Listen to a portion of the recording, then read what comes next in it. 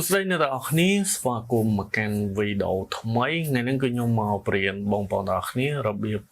เยอะสำเร็จจังปี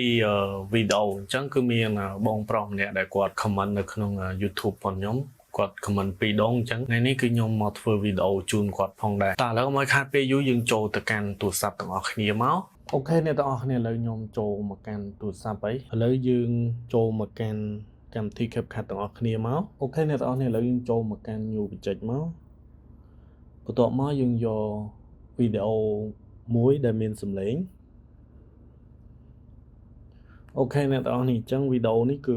ខ្ញុំបានសម្រាយអញ្ចឹងយើងសាកស្ដាប់សិនមក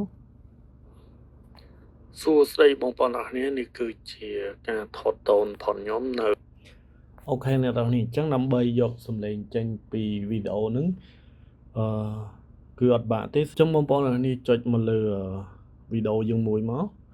បន្ទាប់មកបងប្អូនអរគ្នាធ្វើការអស់ពីស្ដាំទៅឆ្វេង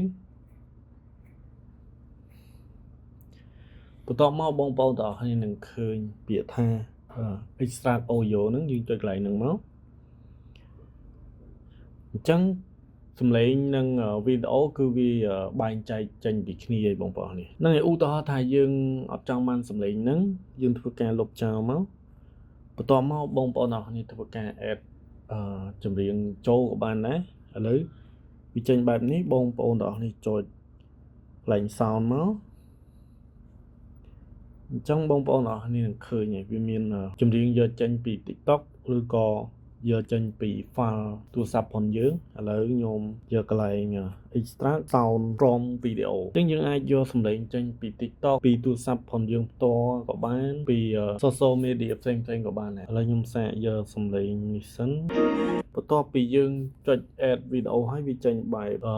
ជា MP3 វា extract មក MP3 អញ្ចឹងណាអញ្ចឹងយើងចុចកន្លែងសញ្ញាបូកហ្នឹងមកអញ្ចឹងសំឡេងឬក៏ចម្រៀងវាធ្លាក់ទៅក្នុងក្រុមវីដេអូយើងហើយលើខ្ញុំសាក play មកនេះវីដេអូនឹងចម្រៀងគឺអត់ស៊ីគ្នាទេប៉ុន្តែនេះគ្រាន់តែជាវីដេអូឧទាហរណ៍ទេបងប្អូនគ្នាអូខេអ្នកនរអញ្ចឹងបន្ទាប់ពីយើងធ្វើឲ្យអស់យើង export មកធម្មតាមកអូខេអ្នកទាំងអស់នេះអញ្ចឹងវីដេអូខ្ញុំគឺមានតែប៉ុណ្្នឹងទេហើយបើសិនជាមានសំណួរឬក៏មានចម្ងល់អី